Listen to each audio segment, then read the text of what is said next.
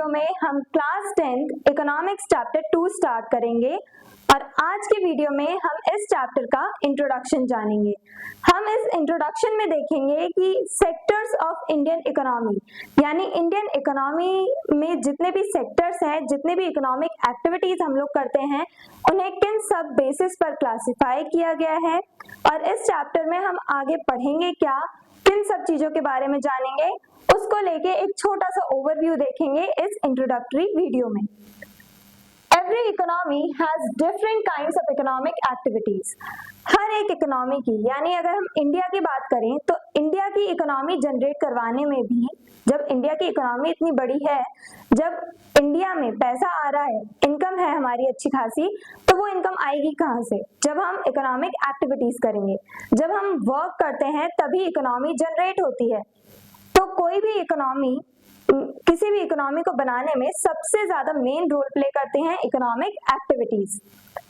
To understand how people earn and how resources are used, these activities are grouped into sectors. अब अगर हमें ये जानना है कि लोग कैसे अर्न करते हैं, कैसे पीपल अर्न करते हैं, कमाते हैं, और कैसे वो अलग अलग रिसोर्सेज का यूज करते हैं अपनी इकोनॉमिक एक्टिविटीज में, इकोनॉमी जनरेट करने में वो कैसे अलग अलग रिसोर्सेज का यूज करते हैं, अगर हमें ये सारी चीजें फाइंड आउट करनी है तो हम लोग सबसे इजी तरीका कैसे निकालेंगे, उन एक्टिविटीज को ग्रुप में डिवाइड कर देंगे। अगर हमें ये जानना है कि एक इकोनॉमी जो बन रही है, जिस भी इकोनॉमी की हम बात कर रहे हैं, उस इकोनॉमी में एक इंसान कैसे अर्न कर रहा है और रिसोर्सेज का कैसे यूज कर रहा है, तो हम लोग ये देखेंगे कि वो कौन से सेक्टर में काम कर रहा है, यानी कौन से ग्रुप में आता है, वो प्राइमरी एक्टिविटी कर रहा है, सेकेंडरी या टर्शरी कौन सी एक्टिविटी कर रहा है। तो हमें ये सारी चीजें नोटिस करनी होती हैं। तो इसीलिए हम इकोनॉमिक एक्टिविटीज को अलग अलग ग्रुप्स यानी अलग अलग सेक्टर्स में डिवाइड कर देते हैं हमारी ही कन्वीनियंस के लिए, ताकि हमारा काम इजी हो जाए, हम लोग इजीली लोगों को अलग अलग सेक्टर्स में ग्रुप कर सकें, अलग अलग सेक्टर्स में लोगों को डिवाइड कर सकें, किस चीज के बेसिस पे कि वो किस टाइप का काम करते हैं, कैसी एक्टिविटीज करते हैं और वो रिसोर्सेज का किस टाइप से यूज करते हैं। इन्हीं सब चीजों के बेसिस पर हम इकोनॉमिक एक्टिविटीज के अलग अलग ग्रुप यानी सेक्टर्स बना देते हैं। Economic activities are classified into 3 main sectors based on the nature of work. अब हम किस टाइप का काम कर रहे हैं, कैसा काम कर रहे हैं, उसके बेसिस पे इकोनॉमिक एक्टिविटीज को 3 पार्ट्स में डिवाइड किया गया है, 3 सेक्टर्स में डिवाइड किया गया है। वो 3 सेक्टर्स कौन से हैं? प्राइमरी सेक्टर, सेकेंडरी सेक्टर और tertiary sector. Primary sector, activities that directly use natural resources.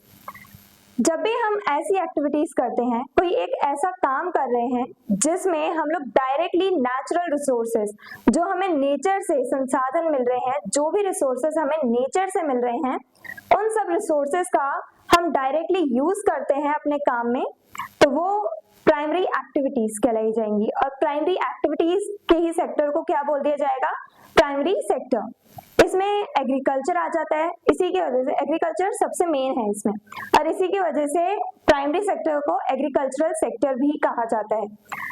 तो एग्रीकल्चर, इसमें हम क्या करते हैं? नेचुरल रिसोर्सेज, हम लोग सॉइल का यूज कर रहे हैं, वाटर का यूज कर रहे हैं, क्रॉप प्रोड्यूस कर रहे हैं, क्रॉप्स जो हमने प्रोड्यूस करी हैं वो भी नेचुरल रिसोर्सेज हैं, प्लांट्स हैं। तो जब हम नेचुरल रिसोर्सेज का यूज कर रहे हैं अपने वर्क में और अर्न करने के लिए, कमाने के लिए भी हम नेचुरल रिसोर्सेज का ही यूज कर रहे हैं, तो वो सारी एक्टिविटीज आती हैं प्राइमरी सेक्टर में। इसमें फिशिंग भी आ जाती है, माइनिंग भी आ जाती है। फिश कोई बना तो नहीं रहा है, फिश भी हमें नेचर से ही मिल रही है। और माइनिंग में हम क्या करते हैं? ओर्स लेते हैं, आयरन ओर हो गए और भी बहुत सारे ओर्स होते हैं, वो हम लेते हैं अपनी नेचर से ही। खुदाई होती है, हम डिग करते हैं अपने ग्राउंड को, उसके बाद जाकर के उसमें से ओर्स निकाल के लाते हैं, metal ores, non metal ores, ये सब पढ़े ही होंगे आपने। तो ये जो ओर्स हैं, ये हम कहाँ से? लैंड से ला रहे हैं, हमारे नेचर से ला रहे हैं, तो ये भी प्राइमरी एक्टिविटी का ही पार्ट हो जाता है। तो एग्रीकल्चर, माइनिंग, फिशिंग, ये सब प्राइमरी सेक्टर का पार्ट है। क्यों? क्योंकि यहाँ पे हम अपने नेचुरल रिसोर्सेज का यूज कर रहे हैं, डायरेक्टली हम नेचर से अपने लिए रिसोर्सेज ले रहे हैं और नेचर की ही चीजों के थ्रू, नेचर के ही प्रोडक्ट्स के थ्रू हम अपनी इनकम जनरेट कर रहे हैं। Then secondary sector, activities where natural products are changed into other forms through manufacturing. इसमें आ जाती हैं फैक्ट्रीज। अब वो सारी एक्टिविटीज जहां पे हम नेचुरल रिसोर्सेज का यूज करके उनके फॉर्म को ही बदल दे रहे हैं, नेचुरल रिसोर्सेज को बदल दे रहे हैं, दूसरे फॉर्म में ले आ रहे हैं। जैसे हम लोग मैन्युफैक्चर करते हैं अलग अलग चीजें, फैक्ट्रीज में क्या होता है, अब वीट है, वीट नेचुरल रिसोर्स है, कौन लाएगा? फार्मर। फार्मर प्रोड्यूस करता है, फार्मर से इंडस्ट्रियलिस्ट जो होते हैं वो वीट खरीद लेते हैं, वीट से जो आटा है वो बनता है और उसके बाद जाकर के बेक करके उसे ब्रेड बना ली जाती है। उससे ब्रेड जब बना ली गई तो ये ब्रेड जो है वो हमारी मैन्युफैक्चर्ड गुड है। सेकेंडरी सेक्टर में आएगा ये काम जब हम वीट से, मतलब आटा से हम उसे मैन्युफैक्चर करके उसकी फॉर्म बदल दे रहे हैं और उसे ब्रेड की शेप दे रहे हैं, ब्रेड बना दे रहे हैं हम वीट से, तो वो आएगा सेकेंडरी सेक्टर में। जब हम मैन्युफैक्चर करते हैं किसी चीज को और नेचुरल रिसोर्सेज का यूज करके उन रिसोर्सेज का, उन नेचुरल प्रोडक्ट्स का, रॉ मटेरियल्स का फॉर्म बदल देते हैं, उन्हें उनमें थोड़ा मॉडिफिकेशन कर देते हैं, चेंजेस ले आते हैं मैन्युफैक्चरिंग के थ्रू, तब उसे हम कहते हैं सेकेंडरी एक्टिविटी। और ये सारी सेकेंडरी एक्टिविटीज किस सेक्टर में आएंगी? सेकेंडरी सेक्टर में। सेकेंडरी सेक्टर में मेनली हमें देखने को मिलता है फैक्ट्रीज का रोल देखने को मिलता है, इंडस्ट्रीज होती हैं, इन सब का रोल हमें देखने को मिलता है सेकेंडरी सेक्टर में। Then tertiary sector, activities that provide services to support production and daily life. अब वो सारी एक्टिविटीज जो प्रोडक्शन सपोर्ट करती हैं, प्रोडक्शन को सपोर्ट करती हैं, वो कैसे? अगर रॉ मटेरियल्स इंडस्ट्रियलिस्ट के पास अगर पहुंचे ही नहीं तो कोई मैन्युफैक्चरिंग नहीं होगी, कोई प्रोडक्ट्स नहीं बनाए जाएंगे। तो इस वजह से रॉ मटेरियल्स फार्मर से इंडस्ट्रीज तक पहुंचाने का काम, जो ट्रांसपोर्टेशन का जो काम किया जाता है, वो सर्विस सेक्टर में आता है। और ऐसे ही, ये तो हमने बात करी प्रोडक्शन के बारे में, हमारी डेली लाइफ को भी सपोर्ट करता है टर्शरी सेक्टर। डेली लाइफ में हम देखते हैं काफी ऐसे लोग हैं जो हमें सर्विसेज प्रोवाइड करते हैं, जैसे टीचर्स, डॉक्टर्स, ये हमें अपनी सर्विसेज दे रहे हैं। वो कोई गुड नहीं बना रहे, कोई प्रोडक्ट नहीं बना रहे हैं, वो जस्ट हमें सर्विसेज प्रोवाइड कर रहे हैं। डॉक्टर्स हमारा इलाज कर रहे हैं, हमें हेल्थ केयर फैसिलिटीज प्रोवाइड कर रहे हैं, और टीचर्स हमें एजुकेशन प्रोवाइड करती हैं। और भी बहुत सारी चीजें हैं, जैसे हमने ट्रांसपोर्टेशन का देखा था, टीचर्स हो गए, डॉक्टर्स हो गए, कम्युनिकेशन मीन्स हो गए, ये सब चीजें हमारी टर्शरी सेक्टर्स में आती हैं। जो भी चीजें हमें सर्विसेज प्रोवाइड कर रही हैं वो टर्शरी एक्टिविटीज कहलाएंगी, और वही टर्शरी एक्टिविटीज टर्शरी सेक्टर में आती हैं। इंपॉर्टेंस ऑफ सेक्टर्स, अभी हमने ये 3 सेक्टर्स देखे, प्राइमरी, सेकेंडरी और टर्शरी। अब इनकी इंपॉर्टेंस क्या है? ये सेक्टर्स इतने इंपॉर्टेंट क्यों हैं? Because they helps in understanding which sector contributes more to the economy. क्योंकि जब हम इन सेक्टर्स को अलग अलग डिवाइड कर देते हैं, यानी लोगों को अगर इन सेक्टर्स में हम डिवाइड कर देंगे तो हम लोग इजीली ये फाइंड आउट कर सकते हैं कि कौन से सेक्टर से हमारी इकोनॉमी ज्यादा बूस्ट हो रही है, यानी कौन से सेक्टर में सबसे ज्यादा लोग एम्प्लॉयड हैं, और कौन सा सेक्टर, प्राइमरी, टर्शरी या फिर सेकेंडरी, कौन सा सेक्टर है जो हमारी इकोनॉमी में सबसे ज्यादा कंट्रीब्यूट कर रहा है, जिससे हमारी कंट्री की सबसे ज्यादा इनकम जनरेट हो रही है, वो ऐसा कौन सा सेक्टर है। ये फाइंड आउट करने में हमें बहुत ज्यादा आसानी रहती है। हम अपनी कन्वीनियंस के लिए हमने ये 3 सेक्टर्स बना रखे हैं based on nature of work. Shows which sector provides maximum employment. जब हम अलग अलग सेक्टर्स को, मतलब लोगों को अलग अलग सेक्टर्स में डिवाइड कर देते हैं, तो हम ये फाइंड आउट कर सकते हैं कि किस सेक्टर में कितने लोग एम्प्लॉयड हैं, यानी कि कौन से सेक्टर में सबसे ज्यादा लोग काम कर रहे हैं, किस में सबसे कम है। ये सब चीजें हम लोग फाइंड आउट कर सकते हैं जब हम लोगों को इन अलग अलग सेक्टर्स में डिवाइड कर देंगे। हमें इन सेक्टर्स की मदद से ये पता चल जाता है कि किस सेक्टर में सबसे ज्यादा लोग एम्प्लॉयड हैं और कौन सा सेक्टर हमारी इकोनॉमी में सबसे ज्यादा कंट्रीब्यूट कर रहा है। Useful for planning policies and economic development.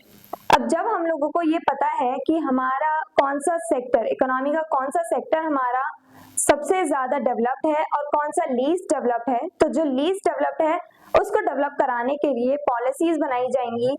Government काफी सारे अपॉर्चुनिटीज देंगी लोगों को कि वो ज्यादा से ज्यादा उस लीस्ट जो सेक्टर लीस्ट कंट्रीब्यूट कर रहा है, सबसे कम कंट्रीब्यूट कर रहा है हमारी इकोनॉमी में, उसमें कुछ ऐसी अपॉर्चुनिटीज जनरेट करेगी गवर्नमेंट कि ज्यादा से ज्यादा लोग उस सेक्टर में भी जाएं, वहां भी काम करें।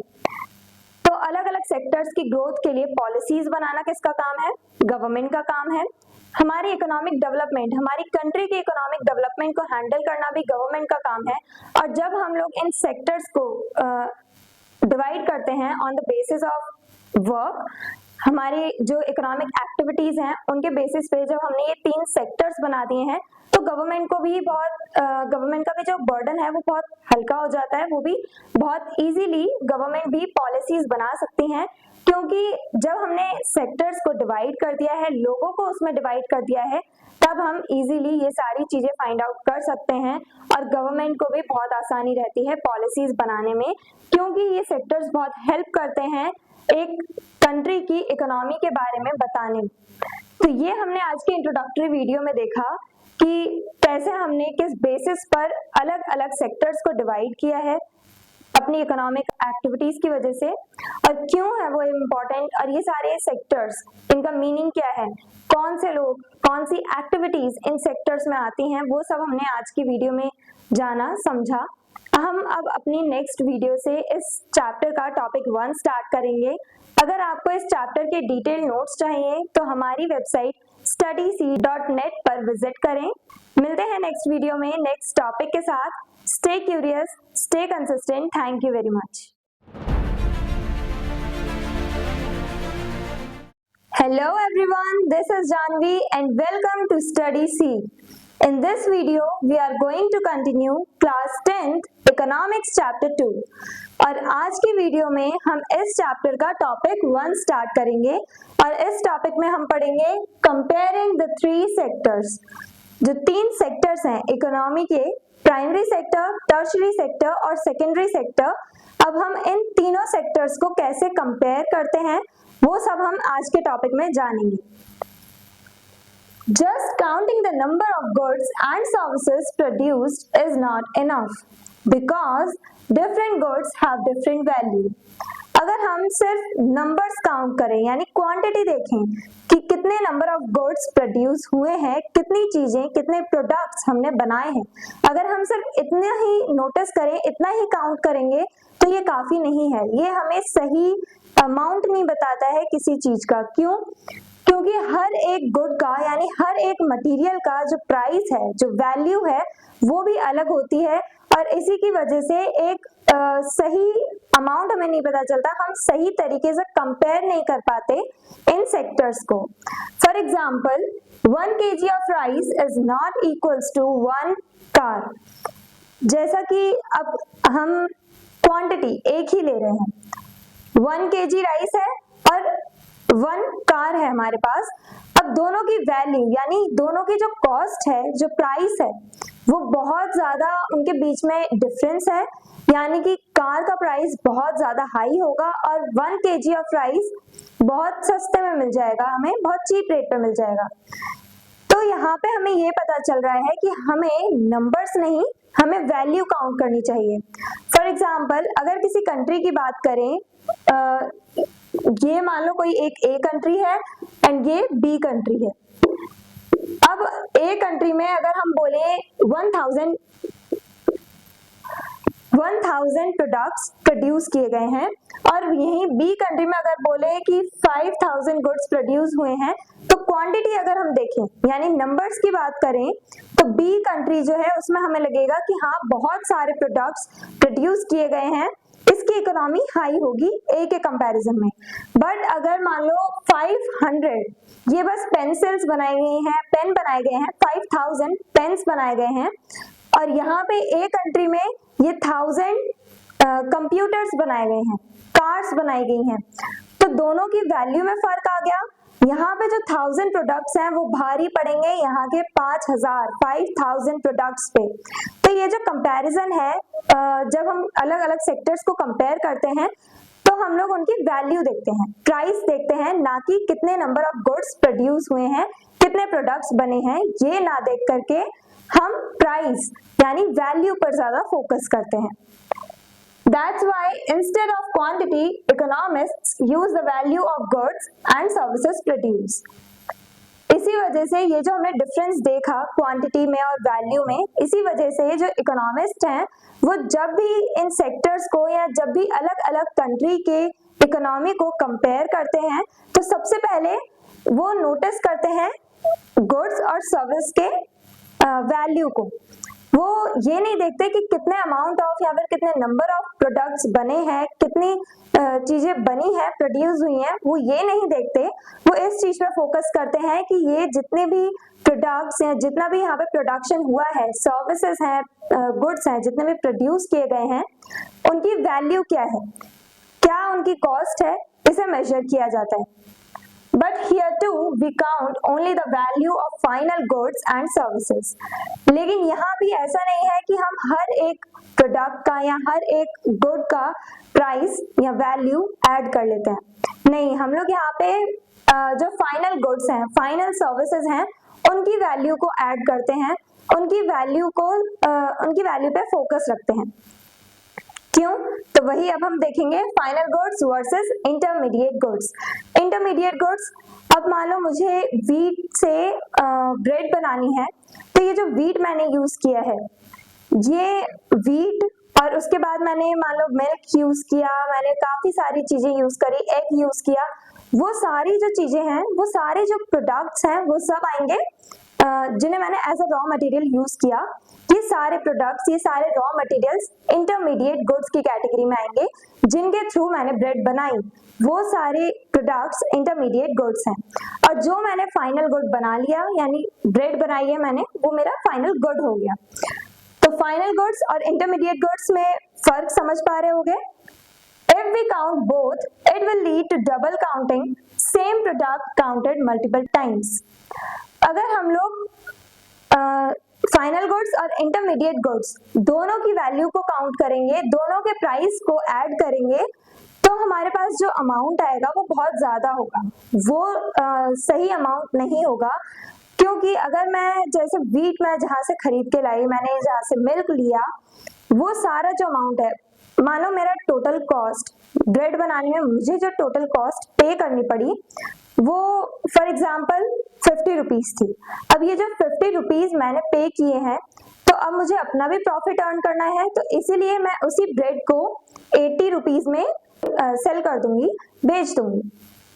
तो यहाँ पे मैंने क्या किया है, जो मेरे रॉ मटेरियल्स थे, जो मैंने इंटरमीडिएट गुड्स का यूज किया था, उनकी कॉस्ट मैंने पहले से ऐड कर रखी है उन 80 रुपीज में। मैंने 80 रुपीज में ब्रेड सेल कर दी। अब उन 80 रुपीज में ये जो 50 रुपीज जो मेरी कॉस्ट लगी थी वो पहले से ऐड है। मेरा प्रॉफिट तो बस 30 रुपीज है, ये 50 रुपीज तो उन्हीं रॉ मटेरियल्स का प्राइस था। तो यानी कि फाइनल गुड्स में इंटरमीडिएट गुड्स का प्राइस पहले से ही ऐड होता है, इसीलिए हमें इन्हें डबल टाइम ऐड नहीं करना होता। अब फाइनल गुड्स में पहले से इंटरमीडिएट गुड्स ऐड है, अगर हम फाइनल गुड्स की जो वैल्यू है यानी 80 रुपीज और 50 रुपीज दोनों को मैं ऐड कर लूंगी तो 130 रुपीज आएगी। अब इतनी इकोनॉमी थोड़ी थी। आप लोग तो मेरे को 80 रुपीज, जिसने भी मेरे से ब्रेड खरीदी है, फॉर एग्जाम्पल आपने खरीदी है, तो आप मुझे बस 80 रुपीज ही तो पे करोगे। आपने 80 रुपीज पे किया है, तो हमारी इकोनॉमी 130 रुपीज की कैसे हो सकती है? इस वजह से फाइनल गुड्स में पहले से ही इंटरमीडिएट गुड्स का प्राइस ऐड होता है, तो हम लोग बस फाइनल गुड्स के प्राइस को नोट करते हैं, उसी पे हम अपना फोकस रखते हैं, उन्हीं वैल्यू को ऐड करते हैं फाइनल गुड्स के। Hence, only the value of final goods and services is considered. तो इसीलिए सिर्फ हम फाइनल गुड्स और फाइनल सर्विसेज के जो वैल्यू है उसे ही कंसीडर करते हैं, उसी पे अपना फोकस रखते हैं।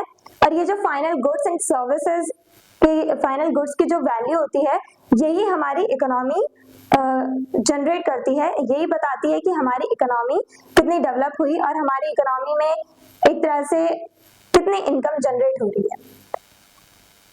GDP, gross domestic product. GDP की फुल फॉर्म है ग्रॉस डोमेस्टिक प्रोडक्ट। अब ये जो हमने फाइनल गुड्स एंड सर्विसेज की वैल्यू ऐड करी है वही हमारी जीडीपी कहलाएगी। The total value of all goods and services produced within a country in a year is called GDP।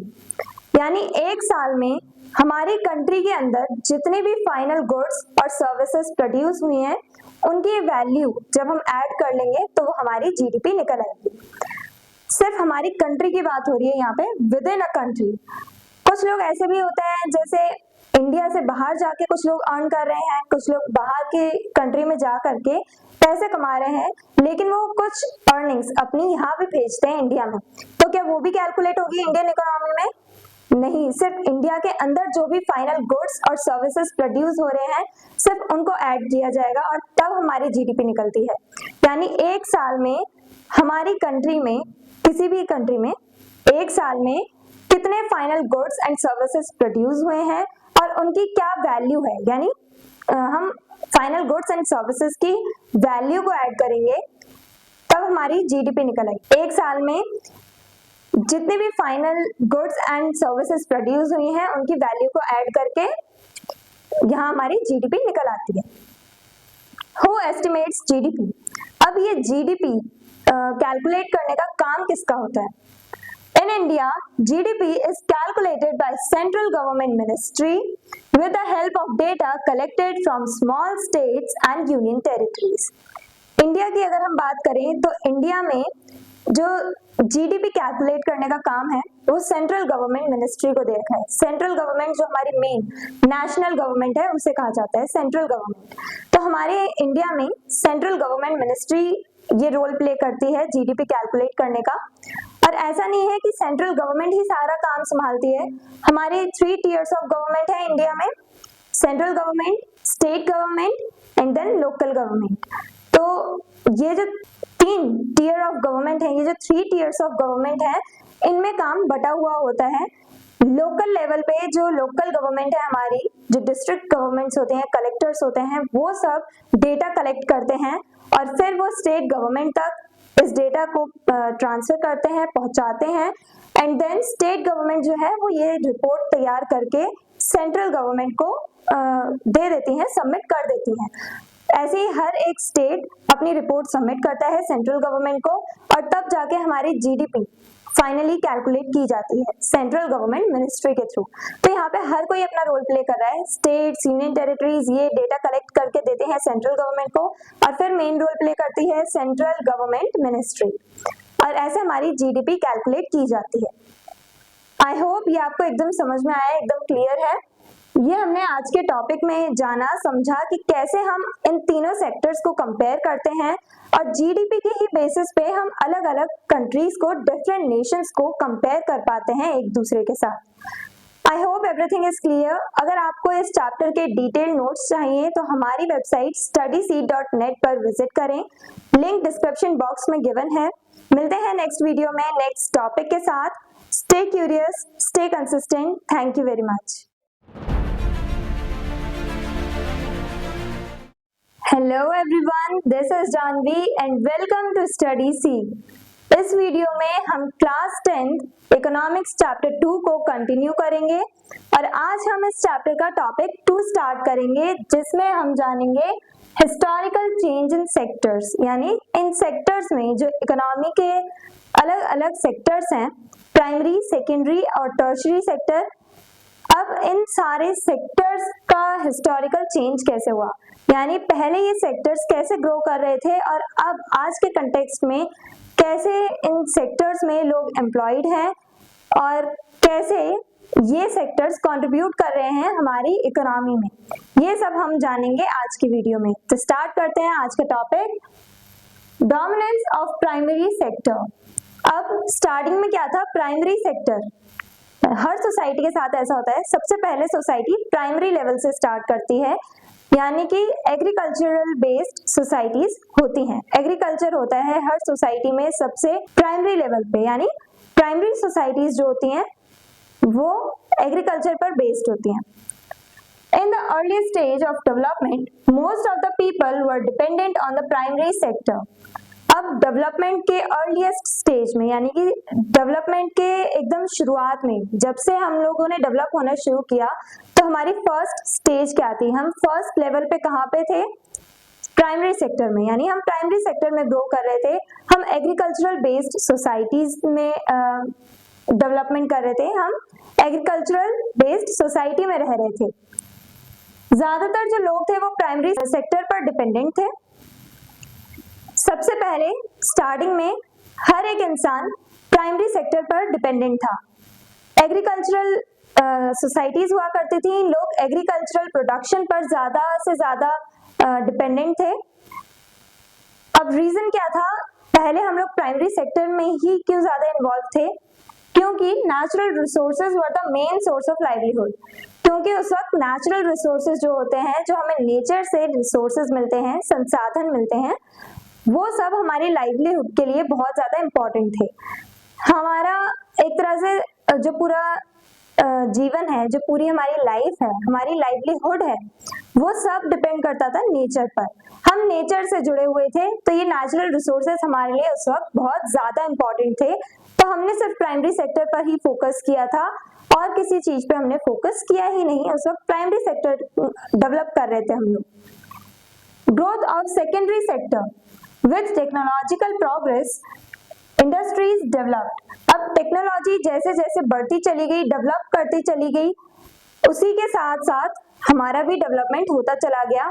जैसे जैसे टेक्नोलॉजी आगे बढ़ी, हम लोगों ने इंडस्ट्री सेटअप करना स्टार्ट कर दिया। अब लोगों ने इंडस्ट्रीज में काम करना स्टार्ट किया, वहां पे अलग अलग प्रोडक्ट्स बनाने शुरू किए, गुड्स मैन्युफैक्चर करने स्टार्ट किए गए। People shifted from agriculture to industries. अब लोग एग्रीकल्चर से इंडस्ट्रीज की तरफ शिफ्ट कर रहे थे। जहां पहले प्राइमरी सोसाइटीज हुआ करती थी, एग्रीकल्चरल बेस्ड सोसाइटीज होती थी, अब वही सोसाइटीज धीरे धीरे शिफ्ट कर रही थी। यानी अब हम लोगों ने धीरे धीरे प्राइमरी सेक्टर से सेकेंडरी सेक्टर में शिफ्ट होना स्टार्ट कर दिया। Industrial revolution 18th to 19th century. और जब 18th to 19th सेंचुरी में जब इंडस्ट्रियल रेवोल्यूशन हुआ, उसके बाद से अलग अलग जगह पे पूरे वर्ल्ड में ही अलग अलग एरियाज में, डिफरेंट कंट्रीज में काफी जगह पे इंडस्ट्री सेटअप होने लगी थी। और इसी की वजह से अब ज्यादा से ज्यादा लोग एग्रीकल्चर से शिफ्ट होके कहाँ आ रहे थे? इंडस्ट्रीज में काम करने आ रहे थे। एग्रीकल्चर में क्या होता था कि एक सीजन पे, यानी जब वो हार्वेस्ट करेंगे फसल, जब वो अपने क्रॉप्स हार्वेस्ट करेंगे, उसके बाद उसे सेल करेंगे, यानी करीबन उन्हें 3 से 4 महीने या फिर कभी कभार होता था हाफ ईयर यानी 6 मंथ तक उन्हें वेट करना पड़ता था। उसके बाद जाकर के वो अपने प्रोडक्ट को, अपने क्रॉप्स को सेल करके तब उन्हें इनकम मिला करती थी। लेकिन अब इंडस्ट्रीज में क्या है, डेली वेज वर्कर्स भी होते हैं और पर मंथ सैलरी मिलती है, वेजेस मिलते हैं। तो इस वजह से एग्रीकल्चर से लोगों ने शिफ्ट करना स्टार्ट कर दिया इंडस्ट्रीज की तरफ, और यहाँ से हमारे सेकेंडरी सेक्टर की ग्रोथ हुई। Then rise of tertiary sector. Tertiary sector supported the growth of primary and secondary sectors. Tertiary sector कैसे राइज हुआ, कैसे टर्शरी सेक्टर की ग्रोथ हुई? अब सबसे पहली बात, जब टर्शरी सेक्टर की ग्रोथ हुई तो टर्शरी सेक्टर जो है उसने साथ में प्राइमरी सेक्टर और सेकेंडरी सेक्टर की भी ग्रोथ करवाई। इसमें बहुत ज्यादा इंपॉर्टेंट रोल था टर्शरी का। अब अगर रॉ मटेरियल फार्मर से इंडस्ट्रीज तक नहीं पहुंचेंगे तो प्रोडक्शन हो नहीं पाएगा। तो यहाँ पे प्रोडक्ट्स को एक जगह से दूसरी जगह पहुंचाने का काम किसका था? टर्शरी सेक्टर का। ट्रांसपोर्ट, कम्युनिकेशन, ये सारी जो चीजें हैं, जो सर्विसेज हैं, वो आती हैं हमारी टर्शरी सेक्टर में। तो जब भी secondary sector, primary sector grow कर रहा होता है तो कह लो अपने आप टर्शरी सेक्टर ग्रो करने लगता है, क्योंकि डिमांड अपने आप बढ़ेगी। लोगों को एक जगह से दूसरी जगह प्रोडक्ट्स ले जाने हैं, और सिर्फ रॉ मटेरियल्स ही नहीं, जो फाइनल गुड्स बन के तैयार होंगे सेकेंडरी सेक्टर में यानी इंडस्ट्रीज में, उन गुड्स को भी मार्केट तक यानी लोगों तक कंज्यूमर्स तक पहुंचाने का काम भी टर्शरी सेक्टर का ही होता है। और हमारी डेली लाइफ में भी बहुत इंपॉर्टेंट रोल प्ले करता है ये टर्शरी सेक्टर। कैसे? क्योंकि हम काफी लोगों को देखते हैं जो अपनी सर्विसेज प्रोवाइड कर रहे हैं। सिर्फ ट्रांसपोर्टेशन में ही नहीं, हम देखते हैं टीचर्स हमें सर्विसेज प्रोवाइड कर रही हैं, बैंक्स भी हमें सर्विसेज प्रोवाइड कर रहे हैं, हॉस्पिटल्स यानी डॉक्टर्स भी हमें सर्विसेज प्रोवाइड कर रहे हैं, रेस्टोरेंट्स में भी हमें सर्विसेज मिलती हैं, होटल्स हो गए, ये सब हमें सर्विसेज प्रोवाइड कर रहे हैं। ये हमारी डेली लाइफ का पार्ट है। तो हमारी डेली लाइफ में भी बहुत इंपॉर्टेंट रोल प्ले करता है tertiary sector. As economies advanced, demand for services increased. अब जैसे जैसे इकोनॉमीज एडवांस होती चली जाती हैं, जब लोगों के पास इनकम आने लगती है, उनकी कंडीशन बेटर होने लगती है, तब लोग ज्यादा से ज्यादा सर्विसेज अफोर्ड करते हैं। जब इनकम अच्छी खासी होती है लोगों की, तब वो घूमना फिरना चालू करते हैं, तब वो ट्रांसपोर्टेशन का यूज करते हैं, उन्हें कैब्स चाहिए होती हैं, घर का काम करने के लिए मेड्स चाहिए होती हैं, उन्हें टाइम टू टाइम बाहर जाके खाना होता है, होटल्स जाते हैं, रेस्टोरेंट्स जाते हैं, डिफरेंट टाइप्स ऑफ सर्विसेज वो एंजॉय करते हैं। जब उनकी इकोनॉमिकल कंडीशन अच्छी होती है, तब सर्विसेज की डिमांड भी बढ़ने लगती है लोगों की। In modern times, service sector becomes dominant in terms of GDP contribution. अगर हम मॉडर्न टाइम की बात करें यानी प्रेजेंट टाइम की बात करें, तो प्रेजेंट टाइम में यानी आज जीडीपी में, इंडिया की जीडीपी में सबसे ज्यादा इंपॉर्टेंट रोल कौन प्ले कर रहा है? Tertiary sector. टर्शरी सेक्टर ही सबसे ज्यादा कंट्रीब्यूट करता है इंडिया की इकोनॉमी में। सबसे ज्यादा जो भी इनकम जनरेट हो रही है इंडिया में, वो टर्शरी सेक्टर से जनरेट हो रही है। हालांकि टर्शरी सेक्टर में बहुत कम लोग एम्प्लॉयड हैं। अगर पूरी कंट्री के लेवल पे देखा जाए तो सबसे ज्यादा लोग इन्वॉल्व हैं, एम्प्लॉयड हैं, कहाँ पे? प्राइमरी सेक्टर में। टर्शरी सेक्टर में बहुत कम लोग एम्प्लॉयड हैं, और तब भी टर्शरी सेक्टर की ग्रोथ बहुत तेजी से हो रही है, और ये कंट्रीब्यूट भी बहुत अच्छा अमाउंट कंट्रीब्यूट कर रहा है इंडियन इकोनॉमी में। Current scenario in India. अब इंडिया का करंट सिनेरियो यानी प्रेजेंट में इंडिया के ये सारे सेक्टर्स कैसे इंडियन इकोनॉमी में कंट्रीब्यूट करते हैं, उसके बारे में पढ़ेंगे। Primary sector still employs the largest share of workers, but its contribution to GDP has decreased. Primary sector में आज भी सबसे ज्यादा लोग एम्प्लॉयड हैं, यानी सबसे ज्यादा लोग किस सेक्टर में काम कर रहे हैं? प्राइमरी सेक्टर में। लेकिन फिर भी प्राइमरी सेक्टर का जो कंट्रीब्यूशन है जीडीपी में, यानी प्राइमरी सेक्टर जितनी इनकम जनरेट कर रहा है, वो सबसे ज्यादा लोएस्ट है। यानी सबसे ज्यादा कम इनकम जनरेट हो रही है प्राइमरी सेक्टर से, लेकिन सबसे ज्यादा लोग एम्प्लॉयड भी कहाँ पे हैं? इसी प्राइमरी सेक्टर में। Secondary sector has grown steadily, यानी सेकेंडरी सेक्टर की जो ग्रोथ है वो बहुत धीरे धीरे हुई है, और अभी भी इसकी ग्रोथ चल रही है। इंडस्ट्रीज सेटअप होती हैं, स्मॉल स्केल इंडस्ट्रीज होती हैं, लार्ज स्केल इंडस्ट्रीज होती हैं, होम बेस्ड इंडस्ट्रीज भी होती हैं। डिफरेंट टाइप्स ऑफ इंडस्ट्रीज धीरे धीरे ग्रो कर रही हैं इंडिया में। Tertiary sector has become the largest contributor to GDP. और टर्शरी सेक्टर बहुत तेजी से आगे बढ़ा। जो यहाँ पे सेकेंडरी सेक्टर है, इसकी ग्रोथ तो धीरे धीरे हो रही है, बहुत पहले से हो रही है, लेकिन टर्शरी सेक्टर की ग्रोथ बहुत तेजी से हुई है, बहुत फास्ट रेट पे इसमें इम्प्रूवमेंट देखने को मिला है। और आज के टाइम पे टर्शरी सेक्टर सबसे ज्यादा कंट्रीब्यूट करता है हमारी जीडीपी में। बहुत ज्यादा जो इनकम है वो टर्शरी सेक्टर ही अकेले जनरेट कर देता है। हालांकि इसमें प्राइमरी सेक्टर के कंपैरिजन में बहुत कम लोग एम्प्लॉयड हैं, लेकिन इनकम कहाँ से ज्यादा जनरेट हो रही है? टर्शरी सेक्टर से। तो ये हमने आज की वीडियो में जाना कि कैसे अलग अलग सेक्टर्स की ग्रोथ हुई। सबसे पहले हर एक सोसाइटी प्राइमरी सेक्टर से ही शुरू करती है, और जब प्राइमरी सेक्टर डेवलप होता है तब धीरे वो शिफ्ट होती है सेकेंडरी सेक्टर की टुवर्ड्स, और फिर सेकेंडरी सेक्टर जब डेवलप होता है तो साथ में कौन चलता है? Tertiary sector. और टर्शरी सेक्टर ही इन प्राइमरी और सेकेंडरी सेक्टर की ग्रोथ के पीछे का कारण बनता है, रीजन होता है। I hope everything is clear. ये टॉपिक आपको एकदम क्लियर है। अगर कोई डाउट है तो आप कमेंट सेक्शन में लिख सकते हैं, और अगर आपको इस चैप्टर के डिटेल नोट्स चाहिए तो हमारी वेबसाइट studyseed.net पर विजिट करें। लिंक डिस्क्रिप्शन बॉक्स में गिवन है। मिलते हैं नेक्स्ट वीडियो में नेक्स्ट टॉपिक के साथ। Stay curious, stay consistent. Thank you very much. Hello everyone, this is Janvi and welcome to Study Seed. In this video, we are going to continue class 10th Economics Chapter 2 और इस video में हम इसका topic 3 start करेंगे जिसमें हम primary, secondary और tertiary sectors की क्या कंडीशन है इंडिया में उसके बारे में जानेंगे, उसके बारे में पढ़ेंगे। Primary sector, agriculture and allied activities.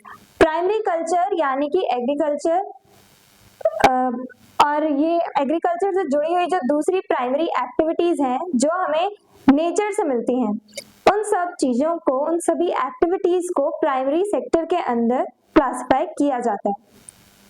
Includes farming, fishing, mining, herding etcetera. इसमें एग्रीकल्चर यानी फार्मिंग आ जाती है। फार्मिंग हम करते हैं, उसमें हम सॉइल, नेचुरल रिसोर्स का यूज कर रहे हैं, एयर, वाटर, ये सब नेचुरल रिसोर्सेज हैं जिनका हम यूज कर रहे हैं प्रोडक्शन के लिए। और क्रॉप्स, जो प्लांट्स हम ग्रो करते हैं वो भी हमारी नेचुरल रिसोर्सेज में ही आती हैं और उन्हें सेल करके हम अपने इनकम जनरेट करते हैं। तो इसीलिए ये प्राइमरी सेक्टर में आती है फार्मिंग। फिशिंग, फिश भी जो लोग फिश सेल करते हैं तो फिश वो मछलियां कहाँ से पकड़ते हैं, नेचर से ही लाते हैं, ओशन से लाते हैं। माइनिंग, माइनिंग करते हैं यानी हम ग्राउंड में से, जमीन में से हम लोग काफी सारे ओर्स निकालते हैं। आयरन ओर्स होते हैं, दूसरे मेटल ओर्स होते हैं, एल्यूमिनियम के भी ओर्स होते हैं, काफी अलग अलग ऐसे ओर्स होते हैं जो हम लोग नेचर से लेते हैं और बाद में उनसे मेटल बनाए जाते हैं। हर्डिंग यानी कि एनिमल्स, एनिमल्स को हम लोग पालते हैं। अब जैसे शीप्स को हम लोग पालते हैं तो क्या करते हैं, उनके वूल से क्लोथ्स बनाए जाते हैं और बाद में उन्हें सेल किया जाता है। तो ये सारी जो भी एक्टिविटीज हम कर रहे हैं जिससे हम अपने लिए इनकम जनरेट कर रहे हैं, जो हमारी ये इकोनॉमिक एक्टिविटीज हैं वो सब नेचर से जुड़ी हुई हैं। यहाँ पे हम नेचुरल रिसोर्सेज का डायरेक्टली यूज कर रहे हैं, इसलिए ये प्राइमरी सेक्टर में आएगी। Use natural resources directly, primary sector में हम नेचुरल रिसोर्सेज का डायरेक्टली यूज करते हैं और प्राइमरी सेक्टर में सबसे ज्यादा इंपॉर्टेंट रोल कौन प्ले करता है? प्राइमरी सेक्टर नाम सुनते ही सबसे पहले एग्रीकल्चर आता है हमारे दिमाग में। तो ये सबसे ज्यादा प्रैक्टिस की जाने वाली एक्टिविटी है प्राइमरी सेक्टर में, इसीलिए प्राइमरी सेक्टर को एग्रीकल्चरल सेक्टर भी कहा जाता है। एक ऐसा सेक्टर जिसमें हम लोग नेचुरल रिसोर्सेज का डायरेक्टली यूज कर रहे हैं। Provides raw materials for industries. अब ये जो प्राइमरी एक्टिविटीज हैं, प्राइमरी एक्टिविटीज के थ्रू ही जो भी प्रोडक्ट्स हमें मिलते हैं, जैसे वूल की बात करी हमने अभी, ऊन हमें मिलता है शीप से, बाद में उसी वूल को मैन्युफैक्चर करके हम लोग क्लोथ्स बनाते हैं। तो मैन्युफैक्चरिंग के लिए यानी कि इंडस्ट्रीज में मैन्युफैक्चर होगा। अब इंडस्ट्रीज के लिए बेस रॉ मटेरियल कहाँ से आ रहा है? प्राइमरी सेक्टर से। अगर हमें ब्रेड बनानी है, बिस्किट्स बनाने हैं, कुछ भी बनाना है, सेकेंडरी सेक्टर में अगर हमें कोई भी प्रोडक्ट बनाना है, फाइनल गुड बनाना है, तो हम लोगों को रॉ मटेरियल्स की जरूरत पड़ती है। अब रॉ मटेरियल्स की काफी ज्यादा रिक्वायरमेंट होती है हमें, अगर हमें कोई प्रोडक्ट बनाना है, फाइनल गुड बनाना है तो इसीलिए यहाँ पे जो प्राइमरी सेक्टर है, जो रॉ मटेरियल्स हमें चाहिए प्रोडक्ट्स बनाने के लिए, वो कहाँ से आएंगे? प्राइमरी सेक्टर से आएंगे। और इसीलिए प्राइमरी सेक्टर सेकेंडरी सेक्टर के लिए एक बेस का काम करता है। यहाँ पे प्राइमरी सेक्टर में बेस तैयार होता है यानी रॉ मटेरियल्स हमें मिलते हैं जिन्हें बाद में मैन्युफैक्चर किया जाता है सेकेंडरी सेक्टर में। सेकेंडरी सेक्टर जिसे इंडस्ट्रियल सेक्टर भी कहा जाता है, यहाँ पे मेनली रोल कौन प्ले करता है? इंडस्ट्रीज। यहाँ पे इंडस्ट्री सेटअप होती हैं, इंडस्ट्रीज में, फैक्ट्रीज में मैन्युफैक्चरिंग होती है, अलग अलग गुड्स, प्रोडक्ट्स बनते हैं जो बाद में हम लोग कंज्यूम करते हैं। हम कंज्यूमर्स के लिए ही ये प्रोडक्ट्स बनते हैं। कहाँ पे बनते हैं? इंडस्ट्रीज में। और सेकेंडरी सेक्टर में हमेशा बात होती है इंडस्ट्रीज की, मैन्युफैक्चरिंग की, इसीलिए सेकेंडरी सेक्टर को इंडस्ट्रियल सेक्टर और मैन्युफैक्चरिंग सेक्टर भी कहा जाता है। Converts raw materials into finished goods. Raw materials जो हमें प्राइमरी सेक्टर से मिले हैं, अब उन्हीं रॉ मटेरियल्स का यूज करके हम एक फिनिश्ड यानी फाइनल गुड बना के तैयार करते हैं, एक फाइनल प्रोडक्ट बनाते हैं सेकेंडरी सेक्टर में। Provides employment in factories. अब जब फैक्ट्रीज एस्टैब्लिश होंगी, इंडस्ट्री सेटअप होंगी, तो ज्यादा से ज्यादा एम्प्लॉयमेंट भी जनरेट होगा, ज्यादा से ज्यादा लोगों को काम मिलेगा इंडस्ट्रीज में। अब इंडस्ट्रीज अपने आप तो चलेंगे नहीं, वर्कर्स चाहिए वहां पे काम करने के लिए, तो तो इसीलिए काम पे लोगों को रखा जाएगा और अनएम्प्लॉयमेंट जैसी कंडीशंस भी खत्म होती जाएंगी, काफी लोगों को काम मिलेगा। Growth of this sector is essential for modernization and reducing dependence on agriculture. अब इस सेक्टर की अगर ग्रोथ हो जाती है, अगर सेकेंडरी सेक्टर की ग्रोथ अच्छे से होगी, तभी जाकर के हमारा जो देश है, हमारी जो कंट्री है, वो डेवलप होती चली जाएगी और हम लोग धीरे से एग्रीकल्चर से सेकेंडरी की तरफ शिफ्ट होते चले जाएंगे। हमें अगर सेकेंडरी सेक्टर हमने अपना डेवलप कर लिया तो हमें हर एक छोटी से छोटी बेसिक नीड के लिए प्राइमरी सेक्टर पर डिपेंड होने की जरूरत नहीं होगी।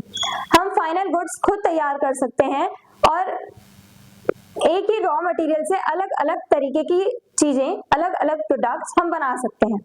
तो इसीलिए हमें नेचर पे ज्यादा डिपेंड होने की जरूरत नहीं रहेगी। हम लोगों को सेकेंडरी सेक्टर को डेवलप करना है तो हम खुद डेवलप करेंगे, हमारी कंट्री डेवलप करेगी और उसी की वजह से हम मॉडर्नाइज होते चल जाएंगे और ज्यादा मॉडर्नाइज होते चल जाएंगे, यानी कि सेकेंडरी सेक्टर की ग्रोथ होगी तो हमारी कंट्री मॉडर्न होती चल जाएगी। हम अलग अलग टाइप के प्रोडक्ट्स बना रहे हैं, अलग अलग इन्वेंशंस कर रहे हैं, डिफरेंट टाइप्स के प्रोडक्ट्स हैं, लैपटॉप्स हो गए, कंप्यूटर्स हो गए, ये सब चीजें भी मैन्युफैक्चरिंग में आती हैं। कार्स भी हम लोग अलग अलग पार्ट्स जोड़ के बनाते हैं, रॉ मटेरियल्स का यूज करके बनाते हैं, तो ये सब मैन्युफैक्चरिंग में आती हैं और ऐसे ही हमारा डेवलपमेंट होगा और हम मॉडर्नाइज होते चले जाएंगे अगर सेकेंडरी सेक्टर की हमने अच्छे से ग्रोथ करवाई तो। Then tertiary sector. Tertiary sector में बात होती है सर्विसेज की, हम सर्विसेज प्रोवाइड कर रहे हैं तो ये टर्शरी सेक्टर में आएगा। जैसे टीचर्स हो गए, डॉक्टर्स हो गए, बैंक्स हो गए, ये सब सर्विसेज प्रोवाइड करते हैं तो ये टर्शरी सेक्टर की कैटेगरी में आते हैं। टर्शरी सेक्टर में सर्विस की बात हो रही है तो इसीलिए इसे सर्विस सेक्टर भी कहा जाता है। Provide services that support both primary and secondary activities. अब टर्शरी सेक्टर में सर्विसेज प्रोवाइड की जाती हैं जो सेकेंडरी और प्राइमरी दोनों सेक्टर्स को सपोर्ट करती हैं, यानी कि रॉ मटेरियल्स हमें प्राइमरी सेक्टर से मिलते हैं, रॉ मटेरियल्स उन्हें हमें पहुंचाना है सेकेंडरी सेक्टर यानी इंडस्ट्रीज तक, तो उसके लिए हमें सर्विस की जरूरत होगी, हमें ट्रांसपोर्ट की जरूरत होगी। तो ट्रांसपोर्टेशन भी एक सर्विस है तो वो टर्शरी सेक्टर में आएगा और यही हमें जहां पे प्रोडक्शन हुआ है यानी कि सेकेंडरी सेक्टर में जो इंडस्ट्रीज में प्रोड्यूस हुआ है उन्हीं प्रोडक्ट्स को हमें मार्केट तक ले जाना है बेचने के लिए, सेल करने के लिए, तो मार्केट तक ले जाने के लिए भी हमें ट्रांसपोर्टेशन की जरूरत होगी। अगेन सर्विस सेक्टर आ गया। तो जब प्राइमरी और सेकेंडरी ग्रो करते हैं तो टर्शरी अपने आप ग्रो करने लगता है, उसकी डिमांड अपने आप बढ़ने लगती है टर्शरी सेक्टर की, और टर्शरी सेक्टर ही प्राइमरी और सेकेंडरी सेक्टर को सपोर्ट करता है, क्योंकि अगर टर्शरी सेक्टर नहीं हुआ, रॉ मटेरियल्स या प्रोडक्ट्स एक जगह से दूसरी जगह पहुंचाए ही नहीं गए, तो फिर ना मार्केट्स तक गुड्स पहुंच पाएंगे, ना ही रॉ मटेरियल्स इंडस्ट्रीज तक पहुंच पाएंगे मैन्युफैक्चरिंग के लिए। तो इसलिए टर्शरी सेक्टर बहुत इंपॉर्टेंट रोल प्ले करता है। In India it has become the largest contributor to the GDP. India में टर्शरी सेक्टर ही सबसे ज्यादा कंट्रीब्यूट करता है हमारी जीडीपी में, यानी सबसे ज्यादा इनकम कहां से जनरेट हो रही है इंडिया की? टर्शरी सेक्टर से, सर्विस सेक्टर से। हमने अपने सर्विस सेक्टर को काफी अच्छा खासा ग्रो कर लिया है, लेकिन अभी भी सेकेंडरी सेक्टर में ग्रोथ बहुत कम है, उसे भी हमें डेवलप करना है इंडिया में।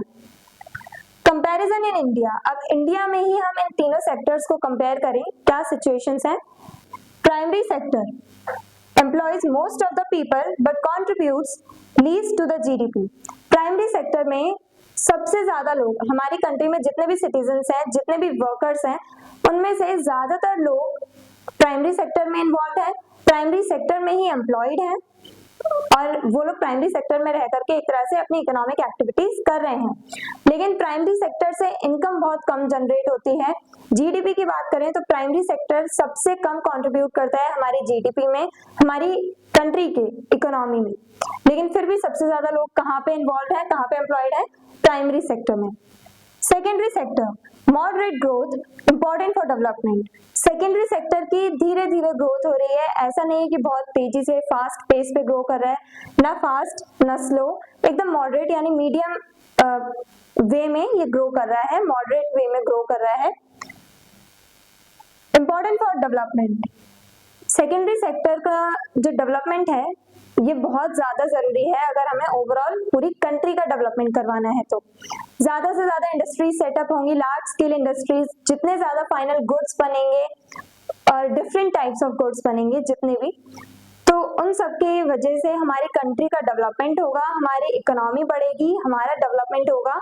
इसीलिए सेकेंडरी सेक्टर का डेवलप करना ज्यादा जरूरी है, क्योंकि सेकेंडरी सेक्टर का डेवलपमेंट इज इक्वल्स टू हमारी कंट्री का डेवलपमेंट।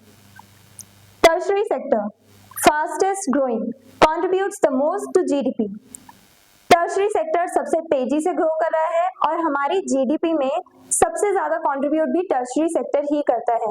टर्शरी सेक्टर यहाँ पे लोग सर्विसेज प्रोवाइड करते हैं और ये यहाँ पे टर्शरी सेक्टर में प्राइमरी सेक्टर के कंपैरिजन में बहुत कम लोग इन्वॉल्व हैं, बहुत कम लोग टर्शरी सेक्टर में जॉब करते हैं, लेकिन फिर भी यहाँ से जो इनकम जनरेट होती है वो प्राइमरी सेक्टर से बहुत ही ज्यादा है। प्राइमरी सेक्टर के डबल से भी ज्यादा यहाँ से इनकम जनरेट होती है। तो प्राइमरी सेक्टर को एग्रीकल्चरल सेक्टर भी कहा जाता है, सेकेंडरी सेक्टर को इंडस्ट्रियल और मैन्युफैक्चरिंग सेक्टर भी कहा जाता है और टर्शरी सेक्टर को सर्विस सेक्टर भी कहा जाता है। और इंडिया में क्या सिचुएशंस हैं वो सब हमने जाना। आई होप ये टॉपिक आपको एकदम क्लियर है। अगर कोई डाउट है तो आप कमेंट सेक्शन में लिख सकते हैं। अगर आपको इस चैप्टर के डिटेल नोट्स चाहिए तो हमारी वेबसाइट studyseed.net पर विजिट करें, लिंक डिस्क्रिप्शन बॉक्स में गिवन है। मिलते हैं नेक्स्ट वीडियो में नेक्स्ट टॉपिक के साथ। Stay curious, stay consistent. Thank you very much. Hello everyone, this is Janvi and welcome to Study Seed. In this video, we are going to continue class 10th Economics Chapter 2 और आज का हमारा topic है Where are most of the people employed? यानी किस sector में सबसे ज्यादा लोग एम्प्लॉयड हैं, किस सेक्टर में सबसे ज्यादा लोग वर्क कर रहे हैं, जॉब कर रहे हैं। Employment situation in India, India में क्या सिचुएशन है, इंडिया में किस सेक्टर में ज्यादा से ज्यादा लोग एम्प्लॉयड हैं। In India the primary sector employees the largest number of people but its share in GDP is very low. हमने पिछले भी वीडियोस में देखा था कि इंडिया में सबसे ज्यादा लोग एम्प्लॉयड हैं प्राइमरी सेक्टर में, यानी सबसे ज्यादा लोग खेती करते हैं, एग्रीकल्चर करते हैं, फार्मिंग करते हैं, एग्रीकल्चरल प्रैक्टिसेस में ज्यादा से ज्यादा लोग इन्वॉल्व हैं, यानी इंडिया में सबसे ज्यादा लोग प्राइमरी सेक्टर में इन्वॉल्व हैं। लेकिन फिर भी प्राइमरी सेक्टर में सबसे ज्यादा लोग इन्वॉल्व होने के बाद भी वहां से जो इनकम जनरेट होती है वो बहुत कम है। प्राइमरी सेक्टर हमारी इंडियन इकोनॉमी में बहुत कम कंट्रीब्यूट करता है। प्राइमरी सेक्टर में ज्यादा से ज्यादा लोग एम्प्लॉयड हैं, लेकिन फिर भी वहां से इतनी इकोनॉमी, इतनी इनकम जनरेट नहीं होती है। और रीजन क्या है? अंडर एम्प्लॉयमेंट और डिस्गाइज्ड अनएम्प्लॉयमेंट। ये सबसे बड़ी प्रॉब्लम है इंडिया में, खास करके प्राइमरी सेक्टर में। A major problem in the primary sector. India में जो प्राइमरी सेक्टर है उसमें सबसे बड़ी प्रॉब्लम यही है, डिस्गाइज्ड अनएम्प्लॉयमेंट। अब डिस्गाइज्ड अनएम्प्लॉयमेंट होता क्या है, उसकी डेफिनेशन क्या है? More people are engaged in work than actually required. जब हमें जितने लोगों की जरूरत है उससे ज्यादा लोग उसी सेम काम को करने में लगे हुए हैं, तो इसे हम डिस्गाइज्ड अनएम्प्लॉयमेंट कहेंगे। Example, a small farm may need only 2 people but 5 family members are working on it. For example, अगर एक फार्म में यानी एक एग्रीकल्चरल फील्ड में सिर्फ इतना काम है कि 2 लोग कर लेंगे आराम से, यानी 2 लोग आराम से उस काम को खत्म कर लेंगे, उसमें फार्मिंग कर सकते हैं। बट फिर भी उस फार्म में यानी उस एग्रीकल्चरल फील्ड में ज्यादा से ज्यादा लोग एम्प्लॉयड हैं। 5 पीपल वहां पे फार्मिंग कर रहे हैं, 2 लोगों के बराबर काम है, यानी 2 लोग आराम से सारा काम खत्म कर लेंगे उस फील्ड पे, लेकिन फिर भी उस फील्ड पे 5 जने काम कर रहे हैं। तो दिखने में ये तो लग रहा है कि हाँ, ये 5 पीपल जो हैं, ये जो 5 लोग हैं वो सब एम्प्लॉयड हैं, सब काम करते हैं, जॉब करते हैं, अर्न कर रहे हैं। देखने में तो ऐसा लगता है, लेकिन फिर भी काम सिर्फ 2 लोगों के बराबर का है और कर 5 लोग रहे हैं। ये जो एक्स्ट्रा 3 लोग हैं वो डिस्गाइज्ड अनएम्प्लॉयमेंट की कैटेगरी में आएंगे, क्योंकि ये लोग अपनी फुल पोटेंशियल के साथ काम नहीं कर पा रहे हैं। अगर 2 लोग काम करते फील्ड में तो अपनी फुल पोटेंशियल के साथ काम करते, पूरी स्ट्रेंथ लगा देते, पूरा जोर लगा देते, उस फील्ड पे सारा काम खत्म कर देते, वो 2 लोग अपने फुल पोटेंशियल के साथ। और ये जो 3 एक्स्ट्रा लोग थे, जो 3 फैमिली मेंबर्स और थे, वो अगर कहीं और जा करके काम करते तो घर में एक्स्ट्रा इनकम भी आती। तो जब जरूरत से ज्यादा लोग एक ही काम को करने में लगे हुए हैं तो उसे हम कहेंगे डिस्गाइज्ड अनएम्प्लॉयमेंट। और इसी की वजह से इंडिया में बहुत प्रॉब्लम फेस करनी पड़ती है प्राइमरी सेक्टर के लोगों को। Even if some people are removed, the production will not fall. अगर ये जो 5 लोग इस फील्ड पे काम कर रहे थे, उसमें से अगर हम 3 लोगों को हटा भी देंगे तो भी प्रोडक्शन पे कोई असर नहीं होगा। यानी कि प्रोडक्शन, अगर 5 लोग काम कर रहे हैं तो भी उस फील्ड में से, उस खेत में से हमें उतनी ही क्रॉप्स मिलेंगी जितनी 2 लोगों के काम करने पे मिलेगी। यानी अगर हम ये एक्स्ट्रा लोग जो हैं, जो एक्स्ट्रा पीपल एम्प्लॉयड हो रखे हैं, जो एक्स्ट्रा लोग काम कर रहे हैं, अगर उन्हें रिमूव भी कर देंगे तो भी हमारे प्रोडक्शन पे असर नहीं होगा। हमारा रिजल्ट वही निकल के आएगा, उतना ही आउटकम आएगा जितना प्रोडक्शन 2 लोगों के काम करने पे आता है। Such hidden unemployment is called disguised unemployment. और यही जो हिडन अनएम्प्लॉयमेंट है, हिडन क्यों बोला जा रहा है? क्योंकि देखने में लग रहा है कि सभी लोग 5 के 5 लोग एम्प्लॉयड हैं, लेकिन रियलिटी क्या है? ये 5 के 5 लोग एम्प्लॉयड तो हैं, काम तो कर रहे हैं, लेकिन अपने फुल पोटेंशियल के साथ काम नहीं कर रहे। वो जो 3 लोग हैं वो लोग एक्स्ट्रा हैं जो यहाँ पे इस फील्ड में काम कर रहे हैं, तो वो 3 उनको हिडन अनएम्प्लॉयमेंट की कैटेगरी में डाला जाएगा। डिस्गाइज्ड अनएम्प्लॉयड हैं वो लोग जो एक्स्ट्रा पीपल काम कर रहे होते हैं, सेम वर्क कर रहे होते हैं, एक्स्ट्रा पीपल, जहाँ पे हमारा 2-3 लोगों से काम हो जाएगा, प्रोडक्शन हो जाएगा, लेकिन अगर वही काम 5 लोग 10 लोग कर रहे हैं तो वो डिस्गाइज्ड अनएम्प्लॉयमेंट की कैटेगरी में आएगा। और डिस्गाइज्ड अनएम्प्लॉयमेंट को ही हिडन अनएम्प्लॉयमेंट भी कहा जाता है। की पॉइंट्स, तो अभी हमने जो भी कुछ पढ़ा डिस्गाइज्ड अनएम्प्लॉयमेंट के बारे में, इंडिया में सिचुएशन क्या है एम्प्लॉयमेंट को लेकर के, उसके बारे में जो कुछ अभी हमने जाना, उसके क्या की पॉइंट्स निकल के आए, क्या मेन चीजें हैं जो हम इसके थ्रू समझ सकते हैं, हमें कंक्लूजन क्या मिला है।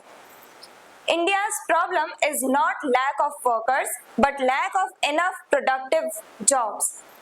अब इंडिया में ये प्रॉब्लम नहीं है कि वर्कर्स की कमी है, नहीं, इंडिया में बहुत सारे वर्कर्स हैं, काम करने वाले बहुत लोग हैं, लेकिन इंडिया की सबसे बड़ी प्रॉब्लम क्या है कि यहाँ पे जॉब्स उतनी क्रिएट नहीं की गई है, प्रोडक्टिव जॉब्स, जिसमें लोग अपनी स्किल्स का यूज करें, अपनी फुल पोटेंशियल को गेन करें, पूरे स्ट्रेंथ के साथ काम करें, फुल पोटेंशियल के साथ जहाँ पे लोग काम करें, ऐसी जॉब्स बहुत कम है। तो इंडिया में वर्कर्स की कमी नहीं है, इंडिया में इन प्रोडक्टिव जॉब्स की कमी है। Most people are employed in the primary sector, but the real need is to shift workers to secondary and tertiary sectors where productivity and income are higher. ज्यादा से ज्यादा लोग प्राइमरी सेक्टर में employed हैं, और हमें क्या चाहिए कि ये जो प्राइमरी सेक्टर में जो लोग एम्प्लॉयड हैं, खास करके जो डिस्गाइज्ड एम्प्लॉयड हैं, डिस्गाइज्डली अनएम्प्लॉयड लोग जो है, ये लोगों को हमें क्या करना है, धीरे से इन लोगों को शिफ्ट करना है, किसके टुवर्ड्स? सेकेंडरी और टर्शरी सेक्टर के टुवर्ड्स। हमें सेकेंडरी और टर्शरी सेक्टर को ग्रो कराना है, इसमें ज्यादा से ज्यादा जॉब अपॉर्चुनिटीज हमें देनी है लोगों को, जिससे प्राइमरी सेक्टर से लोग शिफ्ट हो जाएं सेकेंडरी और टर्शरी सेक्टर के टुवर्ड्स। हमें चाहिए कि यहाँ पे जो लोग डिस्गाइज्डली अनएम्प्लॉयड हैं प्राइमरी सेक्टर में, जो लोग बस दिखने में लग रहा है कि हाँ काम कर रहे हैं पर वो फिर भी बेरोजगार की ही कैटेगरी में आ रहे हैं, तो उन लोगों को हम कुछ काम दें, प्रोडक्टिव वर्क दें, जिससे उनके घर में भी कुछ अर्निंग्स आए, एक्स्ट्रा इनकम आए। तो इसीलिए हमें क्या करना है, प्राइमरी सेक्टर से लोगों को शिफ्ट करना है सेकेंडरी और टर्शरी सेक्टर के टुवर्ड्स। और प्राइमरी सेक्टर के कंपैरिजन में टर्शरी और सेकेंडरी सेक्टर में पैसा भी बहुत है, इनकम भी बहुत मिलती है, तो हमें अपने जो सिटीजन्स हैं उनका डेवलपमेंट करवाना है। तो उन लोगों को हमें डेवलप करवाने के लिए क्या करना पड़ेगा, जॉब अपॉर्चुनिटीज देनी होगी। और ऐसी नहीं कि सिंपल जॉब अपॉर्चुनिटीज दे दी जहाँ पे वेजेस अच्छे नहीं है, हमें उन्हें प्रोडक्टिव जॉब्स देनी है जिनमें इनकम भी अच्छी खासी हो और साथ में वो अपने फुल पोटेंशियल पे काम कर सके। आई होप ये आपको समझ में आया है कि इंडिया में किस सेक्टर में ज्यादा से ज्यादा लोग एम्प्लॉयड हैं, डिस्गाइज्ड अनएम्प्लॉयमेंट क्या होता है, इंडिया में मेजर प्रॉब्लम क्या है कि वर्कर्स की कमी नहीं है इंडिया में प्रोडक्टिव जॉब्स की कमी है। आई होप ये आपको एकदम क्लियर है। अगर आपको इस चैप्टर के डिटेल नोट्स चाहिए तो studyseed.net पर विजिट करें, लिंक डिस्क्रिप्शन बॉक्स में दिया गया है। मिलते हैं नेक्स्ट वीडियो में नेक्स्ट टॉपिक के साथ। Stay curious, stay consistent. Thank you very much.